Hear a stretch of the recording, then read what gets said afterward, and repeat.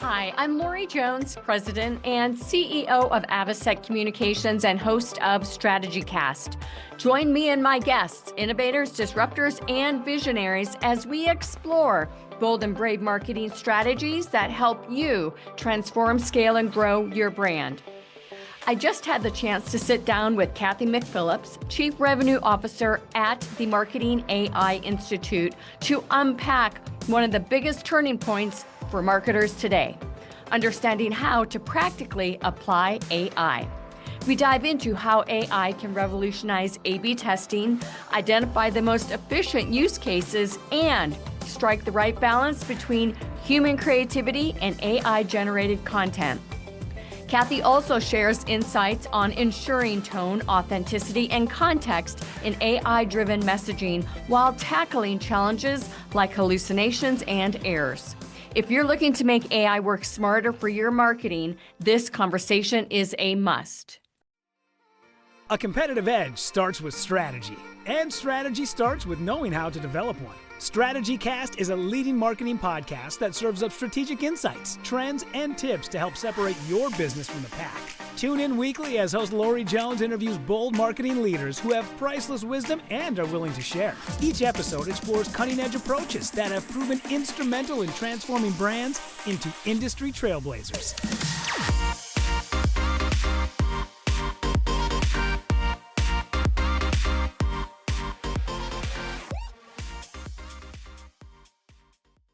Welcome to StrategyCast. I'm so excited to have Cathy McPhillips join the show today. Welcome. Thank you. This is so exciting. It is exciting. I mean, for many different reasons. First off, you have so much expertise when it comes to marketing, just incredible roles throughout your incredible leadership journey. And now you are CRO of one of the hottest topics that is facing marketers today, AI. Before we go any further, tell us a little bit more about that magical company you're working for and just how special it is to be involved in such a dynamic discussion happening across the world today. Yeah, thank you. It's exciting. I'm coming up on 4 years in May, which is crazy. It's just gone so fast. It's been quite a whirlwind of stuff. But so the Marketing AI Institute, we are a marketing education company focused on AI literacy for all. And that has evolved over the past few years. It used to be making AI approachable, accessible, actionable, which it still is. But now it's like, what can we do to help the world be AI literate? Which has been really fun. It's nice to touch on that from my previous roles. I loved working with nonprofits. And I know that we are 100% profit. We're not a nonprofit organization, but just having that feeling of we're helping people figure this out and help them better their lives and their businesses and their careers has been really rewarding for me. Yeah, it really is. And the whole organization is really, I think you've got that number one leadership position in the market, by the way. So kudos to Paul and Mike and you for really making that happen. And what we're going to be talking about specifically is the AI relevance today in the marketing field. And bottom line, CMO to CMO, how we incorporate AI to increase efficiency and amplify human wisdom. Before we go there, why do you feel most corporations are placing the AI bucket in the hands of marketers versus ops versus HR or any other department? Well, I think, for so long, Paul's been talking about AI since 2011 when he started learning about it. 2016, the Institute was formed. And I went to MACON in 2019, the first conference as an attendee. And I listened to it and I was like, this is all very exciting. And I went back to work and didn't do anything with it because I was like, I don't know how to get started. You gave me some things and it's all really exciting, but I have a job to do and I don't know how to figure it out. So then fast forward to now, I really think ChatGPT was that moment for a lot of people that were like, aha, I actually do see an application. This is very tangible to me. I understand it. And because it is, generative AI, I think a lot of that goes back to the marketing team, writing press releases, writing emails, writing blog posts, writing web copy, all of the writing and content generation that the marketing department does. And I think the marketers, we are very savvy and we are very excited about innovation. So I think a lot of it falls into the marketer's hands. And I think it's up to us to get our other departments on board. It's actually exciting from a CMO standpoint to get a seat at some of those conversations where I sometimes marketers always, sometimes weren't there. Yeah, I totally agree. We'll talk about some of those examples a little bit later on in the show. Let's talk about, the supporting role here, how AI makes us better at this stage. And really taking a look at the fact that it's more than a tool. It's truly, as you stated, that catalyst for innovation.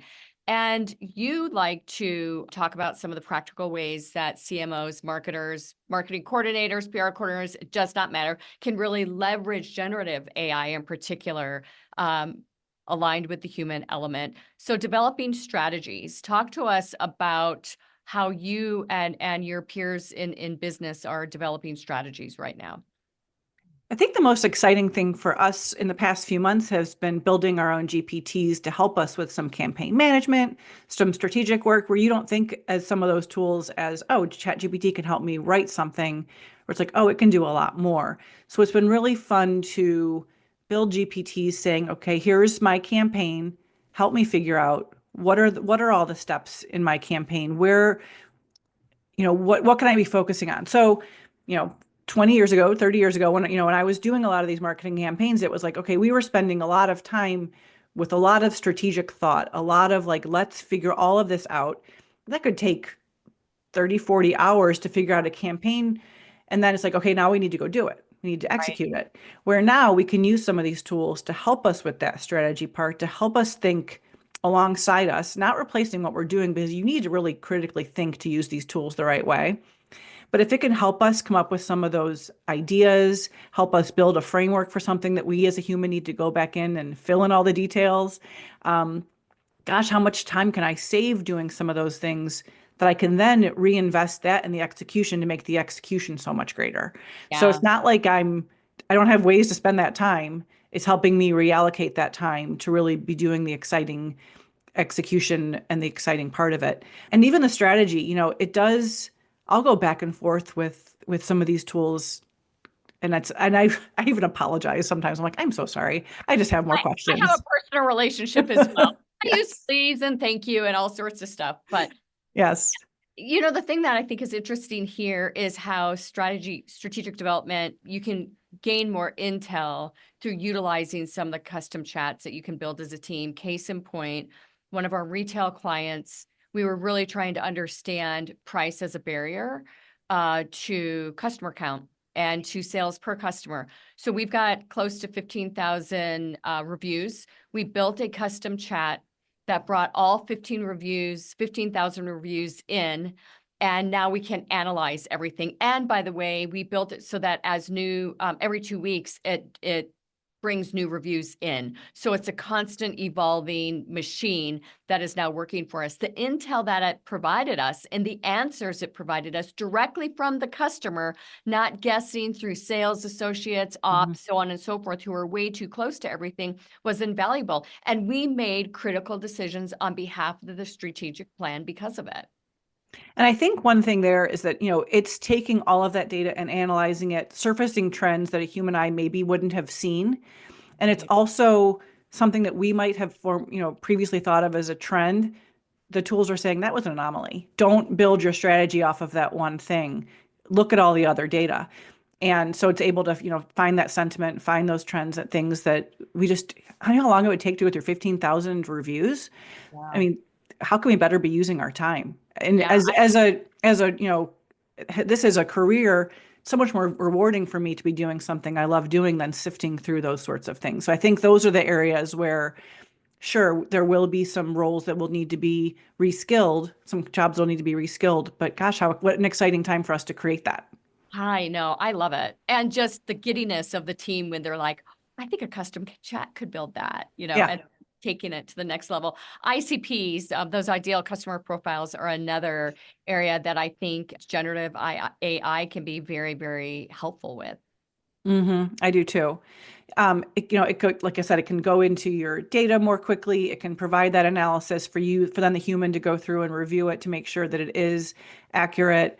And it's, like I said, it's finding those trends, it's finding those things. And, I look back, 15 years ago when we were doing persona building and how it can streamline some of those things. I mean, I think so much of those interviews and analysis are still so important, but if it can give you a starting point for then you to go validate some of those things, again, just think of that savings. And I think a point of caution here, it's all about how you ask the question and gain the data that's out there in order to then build the ICP. If you just go in and say, please build me an ICP for a mechanical engineer at an aerospace company, you're not going to get great information. But if Right. you go in and say, please find data about the mindset of a mechanical engineer at an aerospace company, look at that data and then ask it to build the ICP, at least you know that it's valid, reputable information that you're gaining as well. And if this is your first time doing something like this and you're like, how do I even begin? If you do what you're saying and then you follow up with, what questions do you have that I'm not answering that would better provide you the resources to give me a better answer? It's that two-way communication. I think it's really important. And that's when I go back to those critical thinking skills and that strategy mindset is you have to work with these tools the right way. It isn't just like, oh, here you go, give me all the answers. That's not how it works. I agree.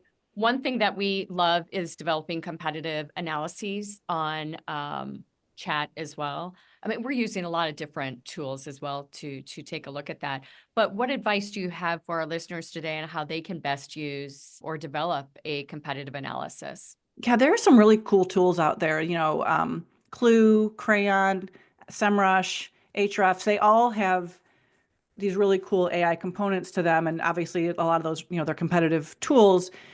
But if you look at, SEMrush has been around for a long time, Ahrefs has been around for a long time. And the thing that I like to remind people about those tools like that specifically is they've been around for a while and they haven't always had AI baked into what they're doing. And as the industry has evolved and these tools have gotten smarter and they've started bringing AI into some of the components of these tools, you might be working with tools already that you're not taking advantage of all the capabilities within it. So before you go out and say, like, we need to find a competitive analysis tool, are you already working with one?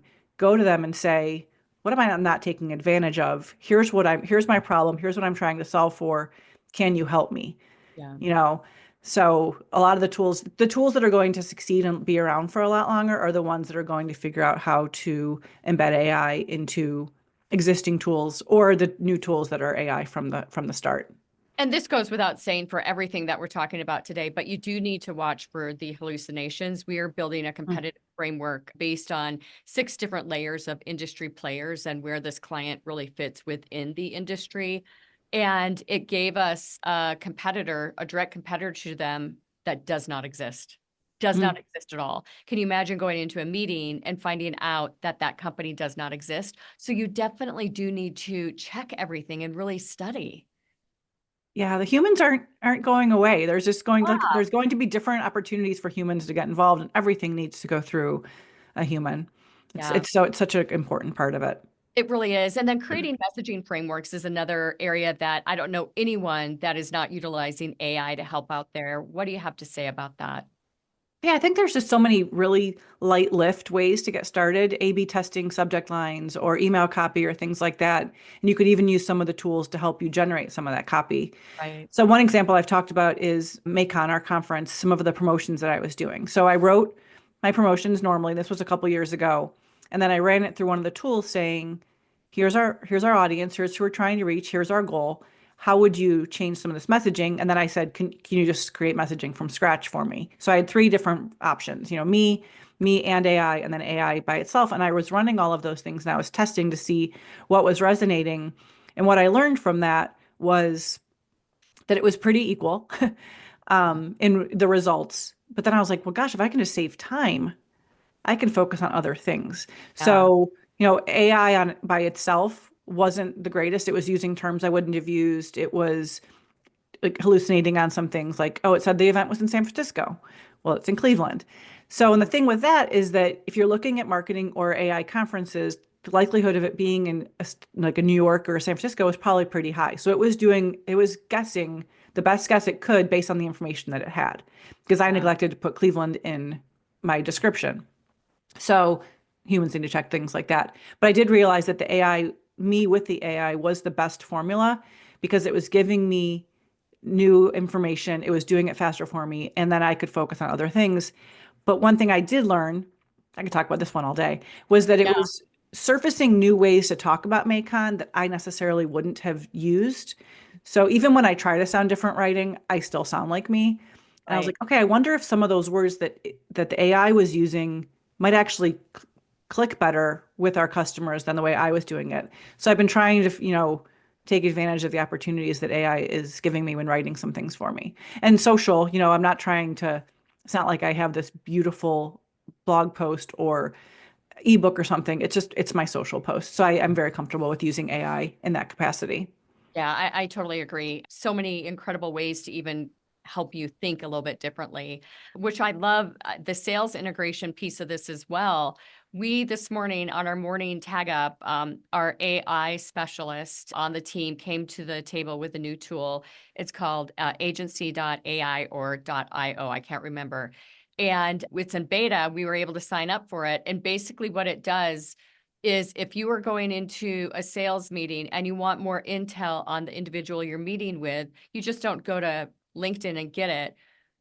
This company, this solution takes a look at the LinkedIn profile, articles they've written, what the passion points are that that individual is interested in, and then it gives you key insights on how to speak to the person about those areas of focus. Hmm. Imagine equipping yourself that much better to go in for a pitch or a meeting or a follow-up. Yeah. And the thing about all of that is that your salesperson still needs to close the deal. Exactly. The human side of it. So, but it's such a big time saver, and it can make some connections that you're like, okay, I want to talk to this person in a human way. What are some things we can be talking about? What are some things that make sense for us to surface? And even things like certainly a standalone tool is a great way to do that, but even things like HubSpot with Breeze Intelligence, and we're just tinkering with that right now, figuring out how can it give us some of that information so we can do things like that. Tamara on our team is digging into that to see through her sales process where can that help her. Yeah. And again, it goes without saying that campaign development can really, building those campaign blueprints or timelines, content strategies, even the ROI projections, which I think are so tough. I mean, there's so much guesswork there, but at least it can provide you a starting point to work from. Right, right. Yeah, we did that with our Macon, ticket sales forecasting. We had 2019, which people weren't really were unsure and about the AI stuff. 2021 was virtual. 2022 was post-pandemic. I mean, there are all these different variables, summer versus fall. So we're putting all of that into these tools, saying, now can you help us build a forecast? Where do we start? Right. And so it's helping us figure out some of those things. And, we talk a lot about game plans. It's something that we deploy at the agency, and you use that quite a bit in not only the events, but the promotions leading up to the events with everything that you're doing. Yeah. Yeah, I actually just worked on something. So every campaign that we do, whether it's, our piloting AI course or our event or a virtual event or something, we call them game plans. And it's, here's the date of the event and here's the 50, 60, 70 things we're doing from emails to strategy sessions to creative ideation, all of those things. And we have a pretty good framework of this needs to happen X number of days before. Mhm. So it's very easy in an Excel spreadsheet to say, here's the date, back out all of the due dates for me, and we can get that into Asana so we can move.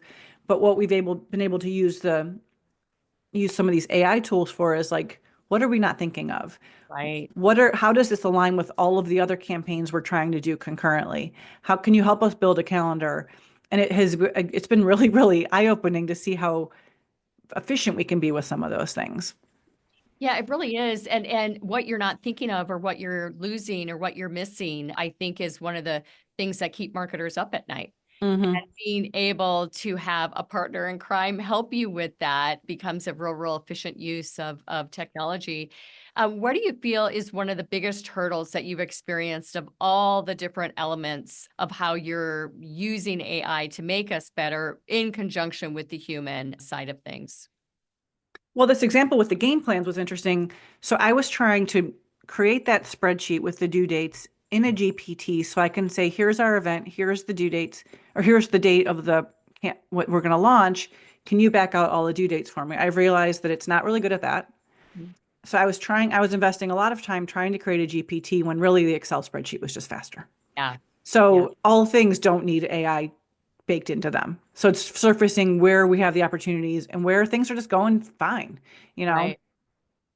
There are so many companies, you've mentioned HubSpot. There's so many companies that are doing this really, really well right now. And these are some of the big brands out there, but Coca-Cola is leveraging AI for personalized marketing campaigns using customer data to create unique experience across the channels. That uniqueness, that one-on-one relationship that they're developing to sell a soda is unheard of in Right. today's, marketing expression and marketing approaches.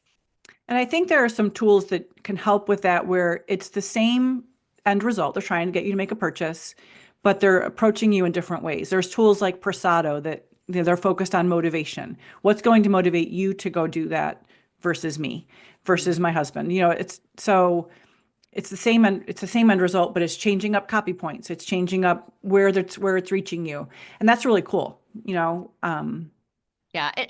talking about getting into the mindset of the customer with an ICP or a persona, those sort of things, I think, become very, very efficient to understand behavior. Right. Absolutely. What is your tech stack? What are you using at the Marketing AI Institute? So we do use HubSpot. So we do try to find tools that integrate with HubSpot, or we use Zapier to make some connections. I use Descript for the podcast production. Claire and I on the team work on the production of the podcast. We are we use a lot of the Google tools because we do use Google, Grammarly, ChatGPT. I mean, we have a team licensed ChatGPT, so that's where we spend a lot of our time. And then we tinker in a lot of other things like Perplexity and Claude, and we try to have them all open to just to be able so we can be able to then communicate back to our customers on what we see, what we like, what we don't like, and things like that. Yeah, I love it. You just named all of our tools, by Oh, the way. good. Yeah. But one thing that we're using as well is Chat Hub. So what's really cool is Chat Hub brings together GPT, Claude, Gemini, Grok, Llama, Mixtral, all these different tools. And you can ask a question and it brings up all the responses in the same screen so that you compare how the different AI tools are looking at things. It's super, super interesting. That is interesting. Yeah, I love it. So let's talk about, the fact that AI is still not the silver bullet. It is a tool that helps create efficiency. Every Friday or every Monday during our traffic meeting, everyone reports on how AI helped them become more efficient that week before, like a new tool, something they did that was really cool, blah, blah, blah, blah, blah. So I love that. I love it when the team has the mindset of creating efficiency so that they can get more done, to have more time to think, if you will. But I think part of that is you've enabled them to go do that. So I think it takes Right. a leader who's willing to say, here are the guardrails. Here's what would like you to try. Find a use case, find something you can do, come back and show us that win. And I think a lot of that's a roadblock in a lot of organizations is a leader saying, I don't know, I'm not educated enough to figure out how to do this. And I'm kind of paralyzed. I don't know what to do. So kudos to you for giving your team that bandwidth to go do that with Yeah, with the guardrails. well, I love it. And, I have to send that kudos right back to the organization that you are proudly running along with your partners in crime, because we've learned so much through the Marketing AI Institute and through attending MACON. It's truly remarkable. And one barrier, I think, though, and we talked about this with a lot of people at MACON, one barrier is the unknown, within the C-suite, like the misnomer surrounding what you put in chat is going to become public facing, just all these different things that really have been proven not to be so. What do you hear from those large enterprise organizations on why they may not be implementing AI tools? I think it's the education of not knowing and saying, oh, we can't put our stuff in there because it's going to be used to train the next model. We use ChatGPT Teams, which means our data stays within our organization. Right. So we just talked last week about our 2025 Academy. We are changing our Academy program. We are doing all these different things. We have some numbers on some projections on things. So I talked about it. We talked about it last week, and I was talking about some ideas that I had, and I asked Paul, and I said, can I put some of these numbers in there? Because I have some ideas spinning that I want to talk to my friend ChatGPT about. And he was like, yeah, it's okay. And then we also take a step back saying, okay, say that did get out. Say that was used, that we weren't so worried about that. We're not a hospital system putting in patient health data. So what if that got out? It wasn't that big of a deal. Yeah, You I know, totally, and I can't, I can't, just force this enough in the mindset of marketers out there. You see a lot of LinkedIn content that gets pushed out, and you can tell the whole thing was written without any human refinement in chat, and it's off-putting. It's, you feel like it's just a bit lazy. What are you doing to ensure that the content pushed out has the right tone, that it's in the right authenticity, the right context rather, that it's authentic, and it takes out those tripped up words that are immediate clues, that it was AI generated, and the number of emojis, by the way, as well. That is a clue right there. It's unbelievable. yeah, ChatGPT loves emojis. Yep. It also loves the word delve. So Yeah. if you are ever writing something and you're using AI to help get the word delve out of it, And the word aim instead of goal. yeah, yeah. That's funny. I think back to when I first started at Content Marketing Institute in 2012, where there was this big conversation about content quality versus quantity. And people are saying, just go for the quantity because you just need to get information on there. It's good for search. No, it's not. You still need to have these quality pieces of content, quality ebooks, quality white papers, all of those things. And I think AI has just amplified that a little bit. So now the same people who are trying to game the system back then are now doing it with AI. So it needs to be the folks like us who are using it the right way, who are using the tools to help us outline, help us ideate, help us do things like that, but that we are the ones writing the content because for so many reasons, aside from it being the right and legal thing to do. Yeah. Trademark is a really interesting topic right now. We're having it, across the board with our clients and even some of the contract folks that we work with. And right now, anything produced with AI is not trademarkable. Correct. And I was going to say U.S. copyright law as it stands today, and that should be, at some point, I think that'll change, is that anything written by AI, even if you change 99% of it, you can only copyright the words that you changed. I'm saying that wrong, I think.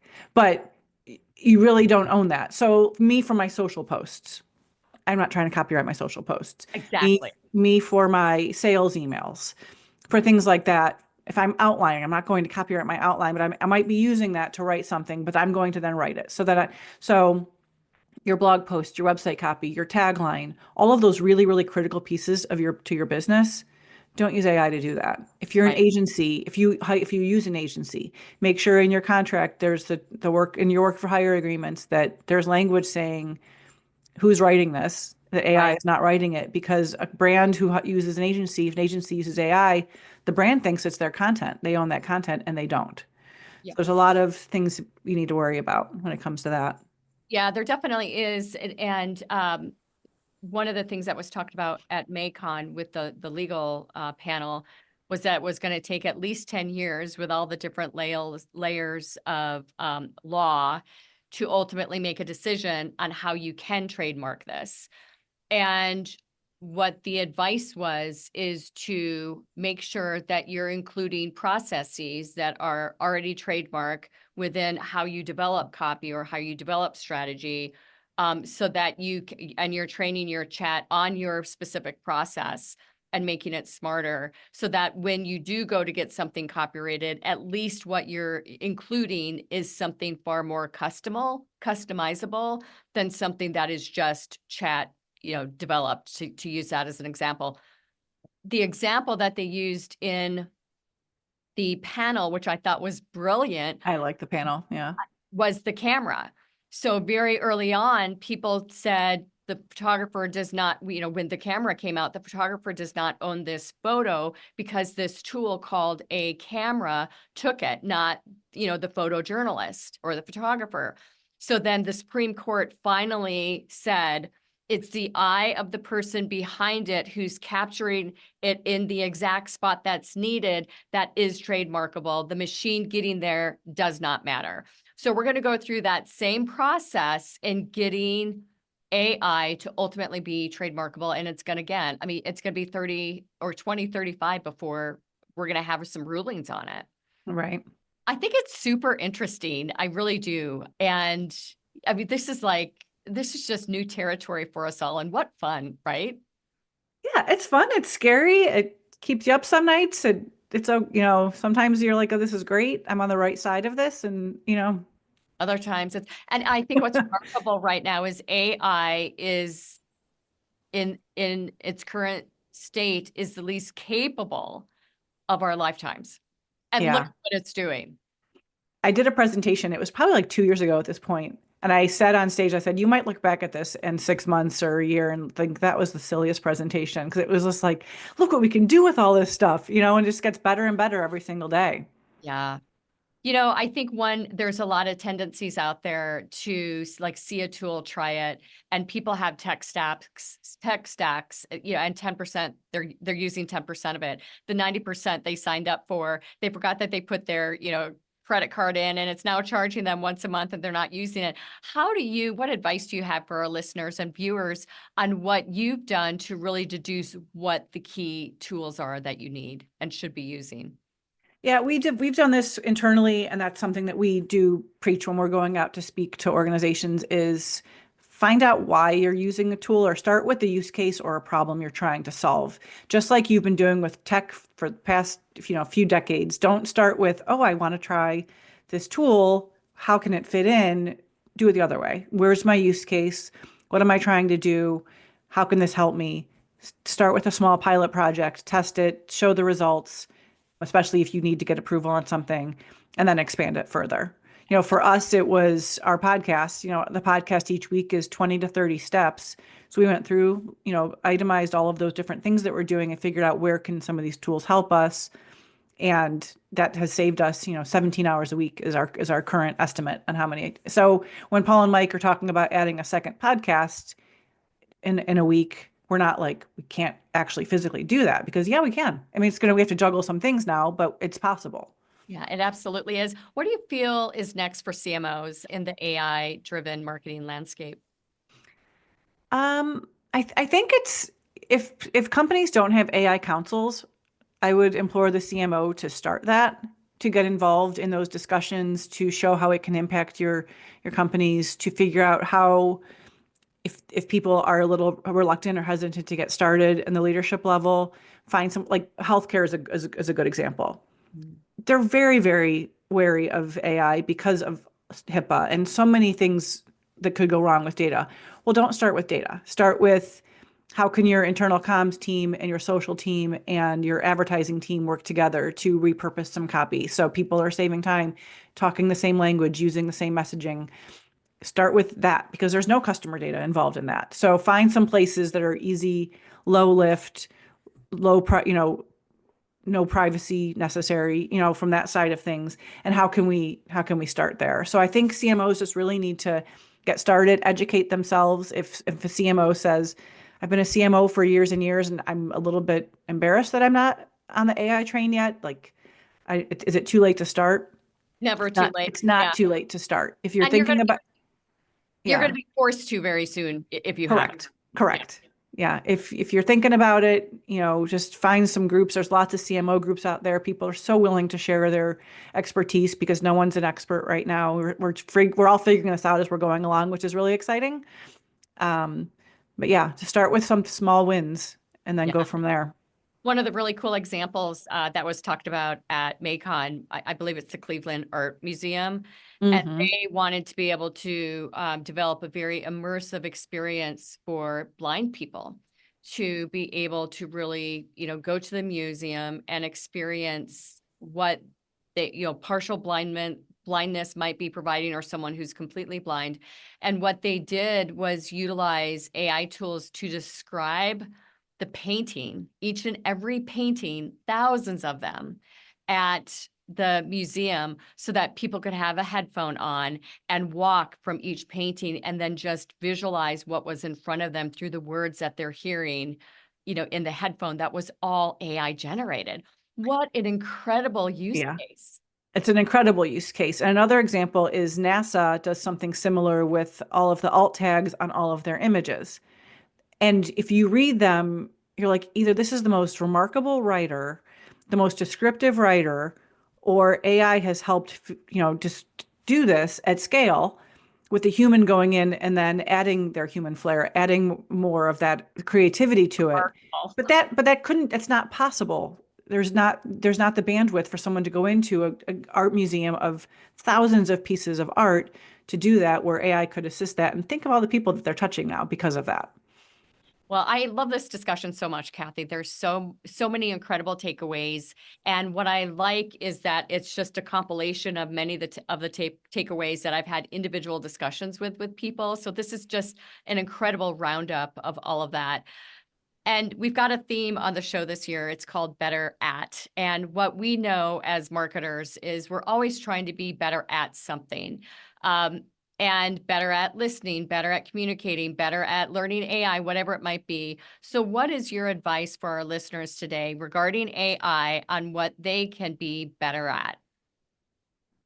I just think, focus on what makes you happy, what's going to help you in your business. And I read a quote the other day, and this was not related to business, it was related to ourselves. It was maybe and I'm completely paraphrasing and messing it up, but perhaps the reason that you're not reaching your goals is because you keep raising the bar yourself. And it's like, we're doing that. Like, we are making these strides in our businesses and with using AI and things like that. And we're like, oh my gosh, there's so much more to do. And like, there's always going to be more to do. Let's celebrate those successes, build on them. How can they help us? And how can those little things be meaningful to us? And we don't need to overhaul our entire organization using AI, but where are some spots that are most beneficial and meaningful to us, so we can have happier careers? Yeah, we sure would. Striving is good, but not at the cost of just never getting there, because you're always, you do have the bar too high. That's some good advice for everyone listening today. No doubt about it. Cathy, what is the best way for our listeners to get in contact with you? I'm easy to find on LinkedIn, Cathy McPhillips. If you're interested in learning more about the Institute, it is marketingaiinstitute.com. And we've got an event coming up in the fall. We've got a great intro to AI class we do that is free. Paul and I do it once a month, and lots of free opportunities. We have a whole media company arm. We've got a great podcast, the Artificial Intelligence Show. So lots of free ways to get started before you jump into any of the other programs we have. Well, and I think a lot of people make appointments each week to listen to that podcast that you push out. I do. I know. I do. Yeah, a lot of people on our team do as well. So it's an incredible, incredible wealth of information. And really, you become somewhat of a news source as well for people. Like when something new has come out, Strawberry, is that right? It during Maycon, and there was like all of this, discussion around it. And Paul was like, just wait, I'm still thinking through it. I'm going to go ahead and talk about this tomorrow morning on my podcast. And, people were like, okay, it's 9:00. Let's listen, So it's really cool that you've created such a fan base along with all that. Well, I know you're trying to wrap this up, but I do want to just say one thing, is that to the CMOs listening, you don't need to be an expert in artificial intelligence. I listen to the podcast every Tuesday. I let Paul and Mike organize all the news stories, tell me why I need to listen, why I need to care. I've got a couple other places I read, but I have a job to get done. Right. So you don't need to know all of the things. Let other people do the curating and listening to the, taping the podcast for you to listen, so you can find out the things that are really meaningful and important to you, and then go do your jobs. Well, Cathy, you do a very good job on that on many, many different levels with all the communication that you're pushing out. If you'd like to get a hold of me, you can email me, Lori, at StrategyCast.com. And while you are visiting StrategyCast.com, don't forget to sign up for our newsletter there as well. Cathy McPhillips, thank you so much for your appearance on StrategyCast. Thank you for having me. That's a wrap. Thanks for joining us on today's show. We hope your strategic brains are spinning with new ideas and bold inspiration that will elevate your strategies and marketing know-how.